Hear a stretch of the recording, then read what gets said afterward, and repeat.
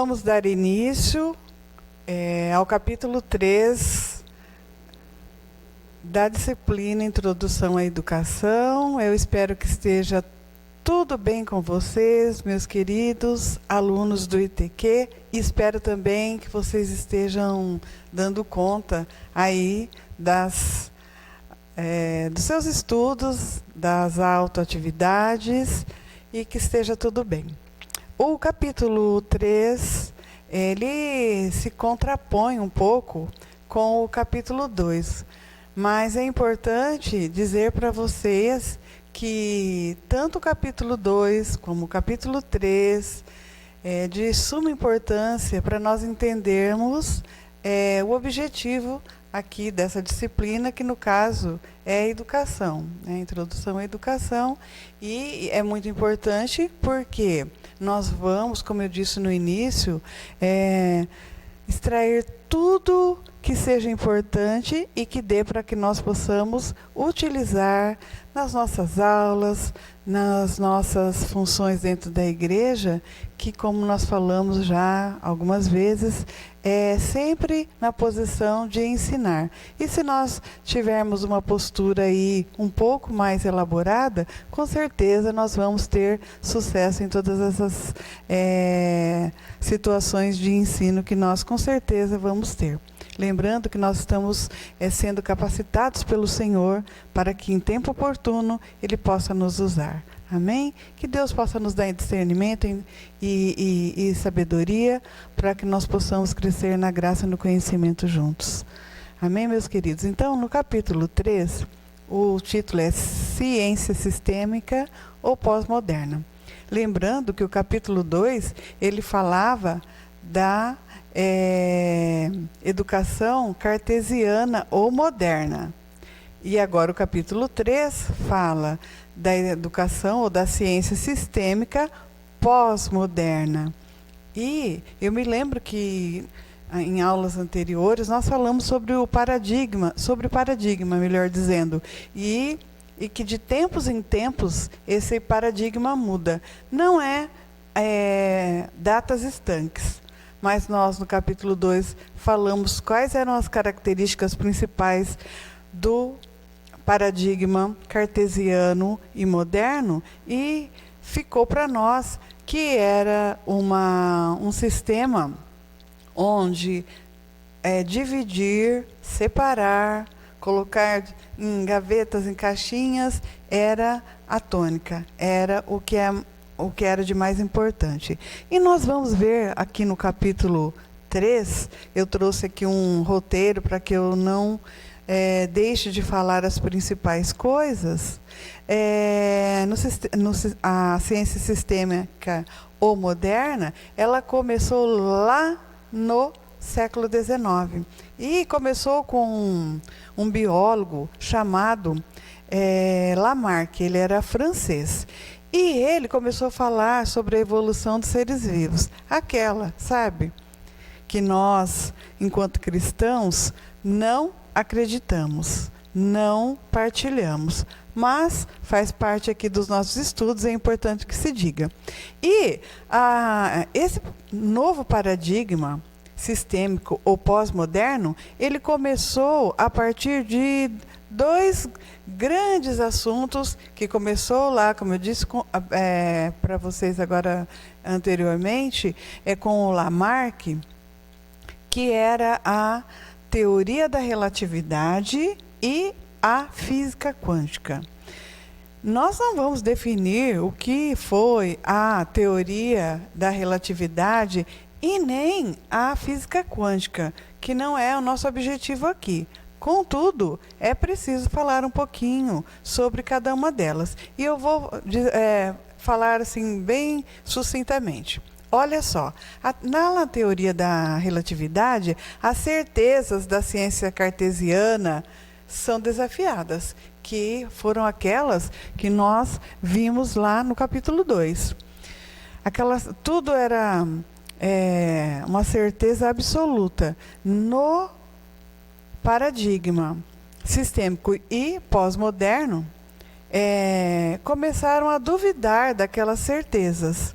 E aí, aqui, o Moraes, que é um desses teóricos, ele disse em 2007, lá na página 20, ele explicou assim, que tanto a teoria da relatividade quanto a teoria quântica implicam na necessidade de olhar para o mundo como um todo indiviso, no qual todas as partes do universo, incluindo o observador e seus instrumentos, fundem-se numa totalidade. Então, no capítulo 2, paradigma cartesiano moderno, ele falava, esse paradigma, o centro dele, a essência, é que era para nós entendermos algo, nós tínhamos que dividir. Já aqui, na ciência sistêmica ou pós-moderna, isso já vai perdendo a força. Por quê? Os teóricos, os cientistas deste novo tempo, que começou lá com o Lamarck, eles começaram a ver que não tem como eu pensar em uma coisa só. Eles começaram a notar que nós temos que estudar tudo de uma vez, nós temos que dar importância até para o observador, tudo faz parte. Então, olha aqui, quando ele diz, a teoria da relatividade e a física quântica expressam, na sua essência, que há uma necessidade de olhar o mundo como um todo indivíduo. Quer dizer, não tem como eu olhar só para a natureza, eu deixar as relações pessoais de lado, eu não posso pensar apenas e tão somente nas finanças e não observar se a natureza está contribuindo para isso.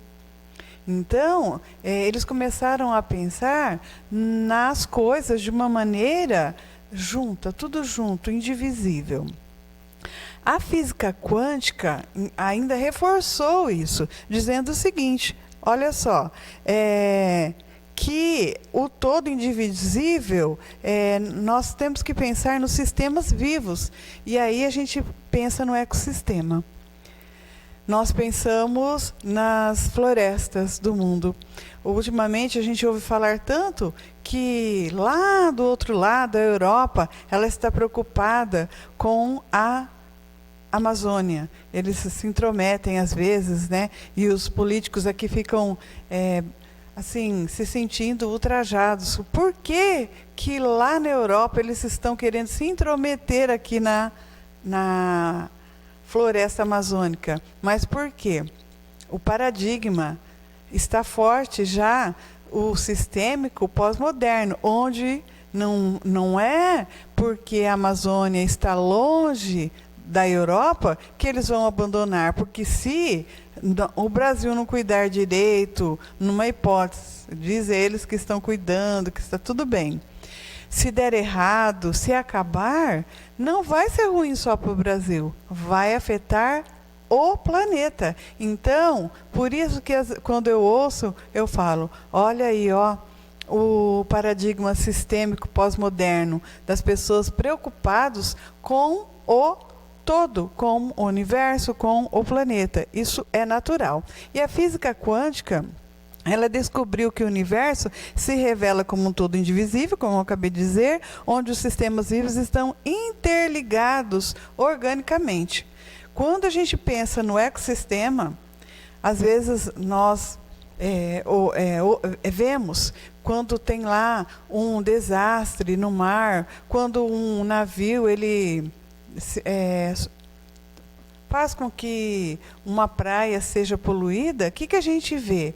Que os animais, os peixes, os mangues, tudo é prejudicado. E às vezes a gente ouve falar, olha, esse desastre aqui vai demorar décadas para arrumar esse ecossistema aqui. Por que eles se preocupam? Porque um animalzinho depende do outro.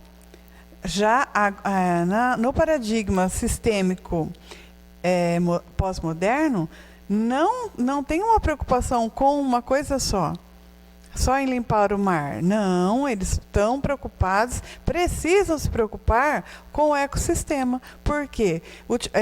Recentemente, quando apareceram aquelas manchas de petróleo, nem sei se por fim acharam o responsável. Quantas pessoas ficaram sem trabalho? Quantas pessoas ficaram sem pescar? Os peixes foram contaminados. Então, nesse paradigma sistêmico pós-moderno, a gente consegue entender. Não é preocupar com uma coisa só, porque se há um prejuízo em uma área, com certeza vai se refletir nas outras áreas. Por isso que é tão importante nós termos esse olhar global, ok? E ainda, falando sobre o paradigma pós-moderno, nós podemos pensar, e olhando aqui nas minhas anotações, que as concepções do paradigma sistêmico pós-moderno passam a ser irradiadas para todos os campos da vida humana. Geram uma cultura voltada para a observação totalizadora ou global dos fenômenos, que é o que eu acabei de dizer, certo? Então, ao contrário do paradigma cartesiano, que se preocupava com coisas estanques, o paradigma sistêmico pós-moderno tem um olhar diferenciado e global.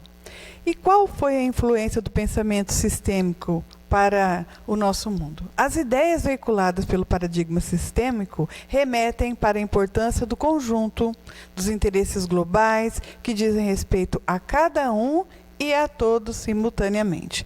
Então, nós, quando ouvirmos falar no paradigma ou na ciência sistêmica pós-moderna, é aquela que está preocupada com o sistema, com o todo, com a camada de ozônio. Quem está no Brasil está preocupado com a camada de ozônio, quem está lá na Europa ou na Ásia está preocupado com a Amazônia, ou quem está aqui no Brasil está preocupado com as queimadas que acontecem todos os anos nos Estados Unidos e também lá na Austrália.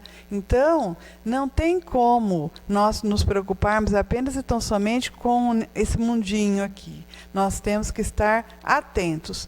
E alguém pode falar, mas o que eu, que sou tão pequeno nesse universo, posso colaborar? Nós podemos, quando nós cuidamos do meio ambiente que nos rodeia, porque ele faz parte do ecossistema, ele faz parte do todo. E se nós cuidarmos do nosso entorno, com certeza o bem ou o mal que nós fizermos vai refletir no todo, ok? Então, num contexto onde prevalece o pensamento sistêmico, os cidadãos deverão comprometer-se com o alcance das metas voltadas para o bem comum, sem temer a perda da individualidade ou o crescimento coletivo. Então, não é porque eu estou preocupado ou preciso me preocupar com o todo que eu vou relaxar da minha individualidade, não. Enquanto isso, e nós temos que dar conta disso ao mesmo tempo, simultaneamente, eu tenho que me instruir, eu tenho que cuidar do meio ambiente, eu tenho que me preocupar de estudar durante a vida. Todos esses temas que nós vamos abordar aqui têm que ser simultâneos e de uma só vez, certo? Então, não é porque eu preciso me preocupar com o crescimento coletivo que eu vou deixar de me preocupar com a minha individualidade ou que eu vou perder a minha individualidade. Não é esse o pressuposto. Tem que ser eu aprender, eu me instruir, eu me capacitar, e assim eu terei condições de observar o todo e ainda colaborar, certo? E o que diz a educação pós-moderna? A educação pós-moderna, irmãos, nós vamos ver que ela pede coisas diferentes do que nós estamos vendo, assim, no geral aí, ok? Então, olha só, diz assim, a educação necessária nesses tempos pós-modernos deverá ser referenciada por outro paradigma, que não é aquele que a gente viu no capítulo 2. São modelos que pretendem educar o ser humano na sua totalidade. Lembram lá da paideia que era aquela educação que a gente aprendeu, que era lá da Grécia Antiga, que se preocupava em ensinar as pessoas de maneira global, na sua totalidade, não envolvendo somente a educação, o conhecimento, mas educar de maneira global, o todo, envolver a sensibilidade, que as pessoas se tornem melhores, que elas se preocupem com o próximo e tudo mais. E o Zabauza disse em 2004, na página 115, o seguinte: temos que fazer de nossos alunos pessoas cultas e completas, do ponto de vista pessoal e social. O professor precisa envolver-se com o aperfeiçoamento individual de cada aluno, visando as transformações coletivas. E isso é muito importante e muito falho. Eu posso falar isso porque, olhando na escola, e vocês como alunos, vocês fizerem uma retrospectiva aí, vocês vão ver que a nossa escola, por mais que esteja tudo avançado, que nós tenhamos tecnologias de ponta, a escola, infelizmente, talvez por falta de recursos, às vezes porque o governo ainda não tenha entendido que se a escola melhorar, se a escola for uma escola de qualidade, essa educação que diz aqui no paradigma sistêmico ou pós-moderno, ela vai se concretizar, mas nós estamos ainda um pouquinho longe disso. Por quê? Os próprios professores, eles foram formados nos moldes do paradigma cartesiano. Então, há uma dificuldade em incorporar essas novas tecnologias, esse novo olhar. Por quê? Nós fomos formados de maneira cartesiana, vamos dizer assim. E o mundo hoje, na atualidade, exige que nós sejamos pós-modernos. Vamos olhar mais um pouquinho aqui. E nós vamos ver que, no que foi falado aqui há pouco, que o professor ele tem que ter essa preocupação de, além de passar o conhecimento, dar caminhos, diretrizes, para que esse aluno possa ter esse outro olhar, não só de aprender para ele, mas que ele possa também se preocupar com o próximo, com o conjunto, com o todo. Quais são as expectativas para a educação pós-moderna? Então, nós vamos ver aqui que é a superação do modelo da escola tradicional, que é aquela que a gente está vendo aí, com algumas ressalvas, com algumas mudanças, mas se você colocar na balança, a escola, infelizmente, ela está dentro ainda do modelo cartesiano. E como será que nós vamos suprir essas exigências sociais aí? Como será que nós vamos voltar o nosso olhar para essa educação global? Como será que vai se dar isso? E, para que isso aconteça, há alguns estudiosos, alguns teóricos que eles já dão as dicas aí e dão aí um rol de coisas que precisam acontecer. E eu vou passar algumas aqui para vocês, ainda que superficialmente, mas eu creio que nós vamos conseguir entender. Primeira coisa, irmãos, fala de acessibilidade. O que é isso? A escola, no passado, ela era uma escola que não era para todos. Nós já até vimos e falamos sobre isso. Por quê? Porque como ela não tinha essa preocupação em preparar as pessoas de maneira completa, não só passando o conhecimento, não tinha preocupação se o aluno estava aprendendo ou não, ela não era uma escola para todos, não tinha essa preocupação. Hoje em dia, irmãos, não faz parte aqui do nosso capítulo, mas assim, só a título de exemplo e informação. O que acontece? Nós temos uma lei que ela foi aperfeiçoada, vamos dizer assim, em 1996. É a LDB, é a Lei de Diretrizes e Bases. Lá nessa Lei de Diretrizes e Bases, ela cuida da escola, lá desde o começo, desde a creche, depois para o ensino fundamental, para o ensino médio e também para o ensino superior. Em cada uma dessas etapas, fala o que é que o governo, a nível municipal, estadual e a nível de país, tem que conceder. E se vocês forem estudar, nós estamos bem aquém disso daí. Então, já tem uma lei que está baseada aqui, ó, nesse nosso capítulo, pós-moderno.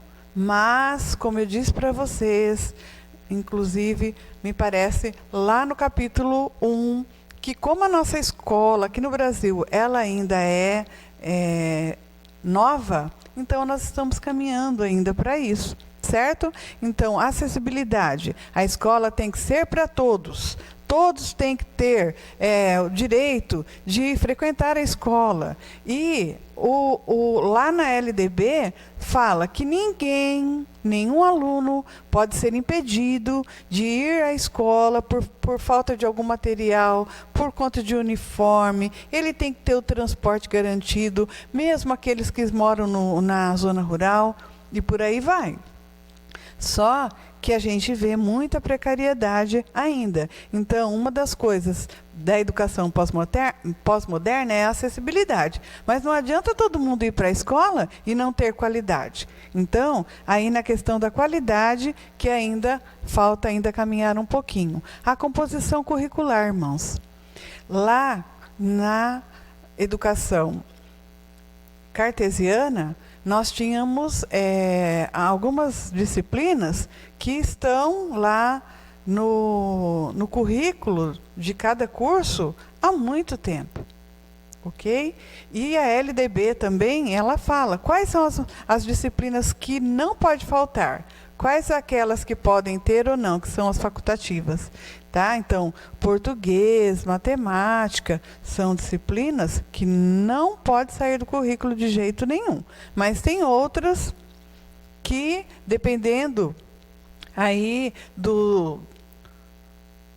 da formação curricular, pode ter uma carga horária maior ou menor, tá? Mas o que é importante salientar aqui nessa composição curricular, que fala que tem algumas disciplinas, irmãos, que tem que ter nesse novo tempo de educação pós-moderna. Olha só o que diz aqui, ó.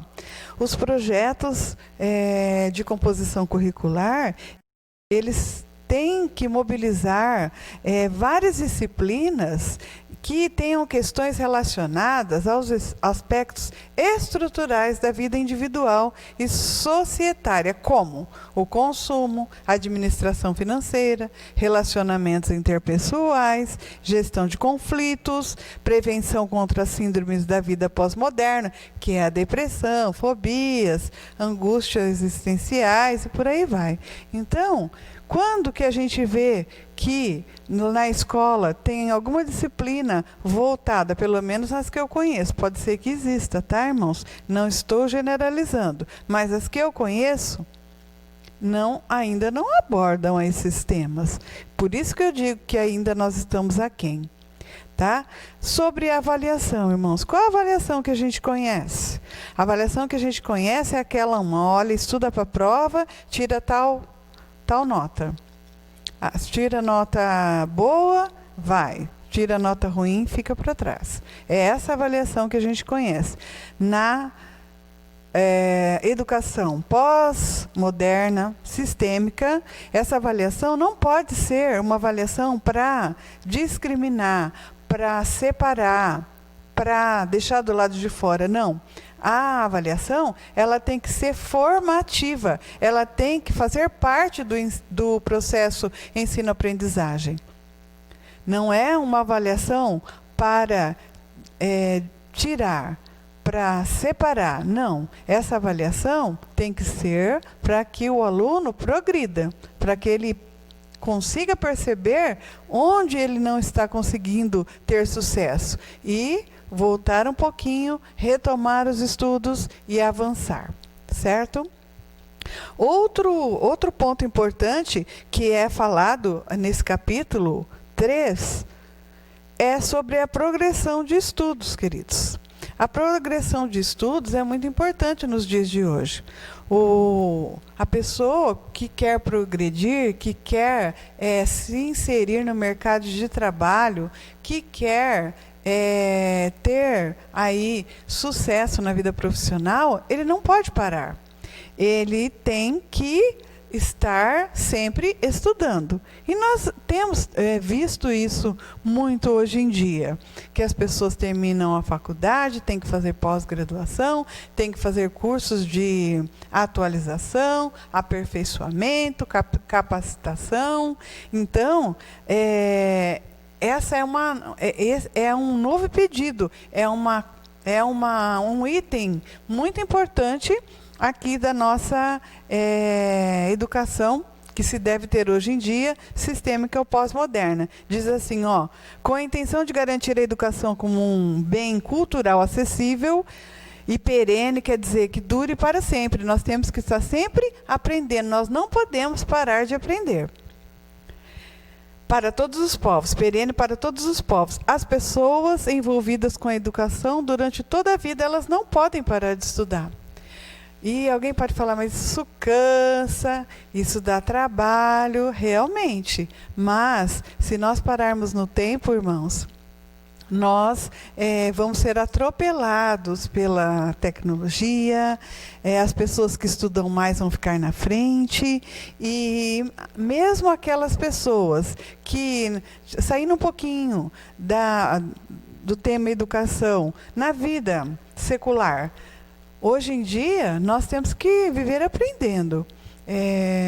Por exemplo, os professores que hoje em dia, e eu me incluo, que não estão mais dando aulas presenciais, das quais eu digo a vocês que eu estou com muitas saudades, porque eu vou dizer a verdade para vocês, eu gosto da interação, eu gosto de estar perto das pessoas, ouvir as pessoas, rir, contar as coisas. E nesse tempo que nós não podemos, nós temos que estar aprendendo, nós temos que nos reinventar. E se isso não acontecer, o que nós vamos fazer?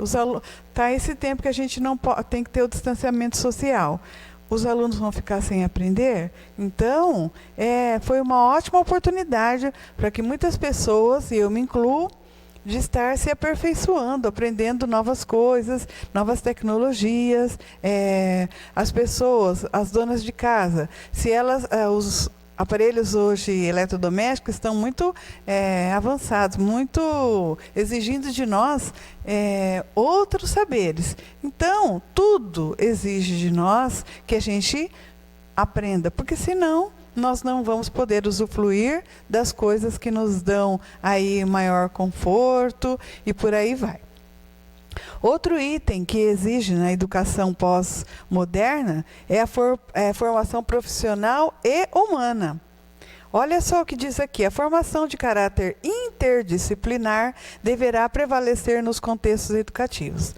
Irmãos, quem ouve falar sobre essa palavra interdisciplinar, já dá para a gente entender que não tem como você só estudar matemática, só geografia. As disciplinas, elas têm que estar interligadas. Não tem como você aprender uma disciplina só, porque mesmo sem você saber, você vai ver que outras estão envolvidas. Eu vou estudar um exemplo: história. Eu tenho que saber ler bem, eu tenho que saber interpretar, eu tenho que saber pesquisar, porque senão, às vezes, aquele conhecimento vai ficar estanque. Se eu não saber interpretar, eu não vou conseguir entender. Ou, eu vou ler, mas se eu não souber procurar onde é que fica tal lugar, saber fazer uma busca para eu olhar o mapa mundi, ou eu pesquisar mesmo num atlas, né? Vocês sabem o que é atlas? Atlas era o lugar que a gente procurava os mapas, a gente estudava geografia antigamente. Não sei como é que estão os estudos de geografia hoje em dia. E aqui, dando continuidade, fala assim, ó, que simultaneamente ao processo profissional, precisa também ter uma qualificação na dimensão humana. É o que nós temos falado nos capítulos anteriores. Não adianta a pessoa aprender, estudar bastante, em qualquer área que seja, se ela também não tem aí uma evolução no campo pessoal, social, se ficar aquela pessoa que não tem o interpessoal. Aí ela não vai conseguir ter esse olhar global, ela não vai ter essa preocupação com o próximo, ela não vai ser solidária, ela não vai se preocupar com quem está do seu lado, com o meio ambiente. Irmãos, olha só, às vezes você ver as pessoas, eu sempre dou esse exemplo, que é uma coisa que me salta aos olhos. Às vezes você está na rua andando de carro, tem lá um carro na sua frente, ele joga algo pela janela. É uma latinha de refrigerante, é um papel, é uma sacola cheia de lixo. Irmãos, eu falo, como pode? Por quê? A pessoa não quer o lixo perto dela, ela quer ficar limpa. Mas ela joga o lixo na natureza, que vai entupir lá o bueiro, que a hora que chover vai inundar a casa daquelas pessoas. Então, nós temos que ter essa visão global, porque não pensar apenas e tão somente na nossa vidinha, olhar apenas e tão somente para o nosso umbigo. Nós temos que ter essa preocupação. Eu pego o lixo, eu jogo no lugar certo. Ok? Então, aqui, ó, quando fala dessa formação profissional humana, é que as duas têm que caminhar juntos, porque então não vai adiantar a pessoa ser sabida, ter uma vamos dizer assim, uma qualificação e não se preocupar com o meio ambiente, com o próximo. Vai ser uma pessoa que não vai ter serventia ali só para a família dela. Vai ter um emprego bom, vai ganhar bem, e aí? E os outros, e o mundo em volta. E para complementar aqui, diz assim, ó, e nessa esteira da formação continuada, né, de aprender para sempre e sempre, nós não podemos deixar de aprender, os alunos precisarão de estímulos que lhe facultem amplo e restrito acesso aos bens culturais. Então, irmãos, nós, enquanto professores, os pastores, ou um líder de célula, de grupo, ele tem que facilitar esse acesso às pessoas, principalmente as mais simples, que estão ali precisando de uma orientação. E os professores na escola, eles têm que apresentar as coisas para as pessoas, porque não é todo mundo, às vezes, que tem a oportunidade de aprender determinadas coisas. Então,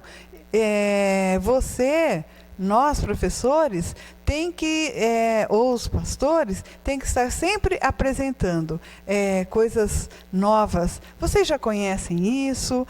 Falar do que está acontecendo na política, coisas, inclusive, do meio ambiente, dar exemplos, fazer paralelos, sempre estar motivando essas pessoas para que elas evoluam profissionalmente e também de maneira humana. E diz assim, ó, que nós temos que dar acesso, nós enquanto professores, às pessoas, à literatura, ao cinema, ao teatro e tudo que oportunize o desenvolvimento da sensibilidade e da estética humana, porque esses elementos são necessários para o convívio com os alunos.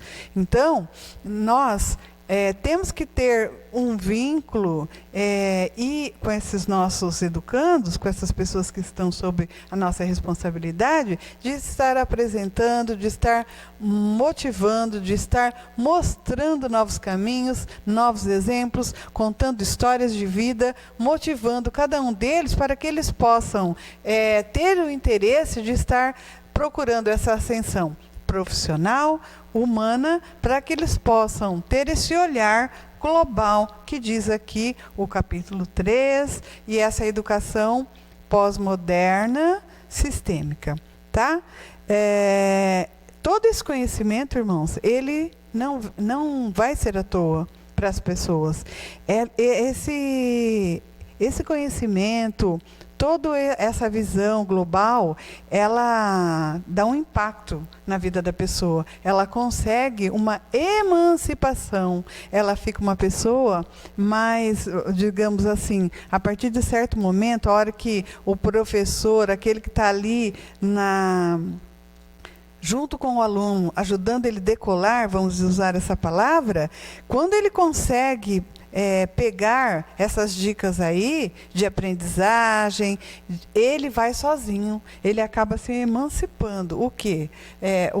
O que faz a emancipação? A pessoa começa a caminhar com as próprias pernas, começa a dar frutos, começa a impactar as outras pessoas que estão ao seu redor, tá? Então, o conhecimento, ele é emancipador. Sempre que a gente fala em educação, uma educação de qualidade, uma educação que se preocupa com o indivíduo de maneira global, integral, transformadora, ela concede a esse aluno uma emancipação. Ele consegue ser uma pessoa melhor e transformar ali o meio onde ele está, a comunidade onde ele está inserido. E, para terminar, nós vamos falar dessa educação, mas para preservar o futuro, irmãos, porque nós temos que nos preocupar com as gerações vindouras, os nossos filhos, os nossos netos.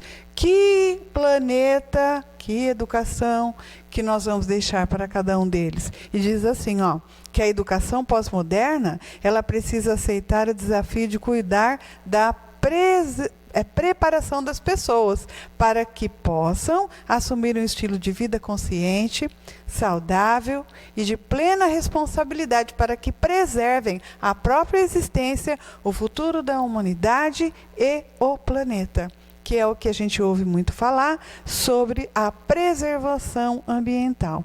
Então, irmãos, só para terminar, vamos recapitular só um pouquinho. Aqui no capítulo 3, nós vimos que a educação sistêmica pós-moderna, ela tem a preocupação, não mais como era lá no paradigma cartesiano, preocupado em separar e dividir, com olhar para uma coisa só. Não, o olhar é global, certo? A educação tem que ser de qualidade, tem que durar para a vida toda, tem que ter a preocupação não apenas consigo, mas também com o outro, com o meio ambiente e com o planeta onde nós vivemos. Nós temos que deixar um legado para os nossos educandos, para que eles possam ser pessoas melhores, solidárias, que sejam transformados, mas que tenham essa visão de também deixar um mundo melhor, ter uma preocupação com o planeta, com o meio ambiente e com o todo, porque a partir desse momento nós vamos ter pessoas melhores. Amém? Que nós possamos ter para nós todos esses aprendizados e que nós possamos colocar em prática e também estar ensinando para os nossos discípulos, para os nossos alunos, para as pessoas que nos rodeiam. Amém? Até o capítulo 4. Deus abençoe a todos.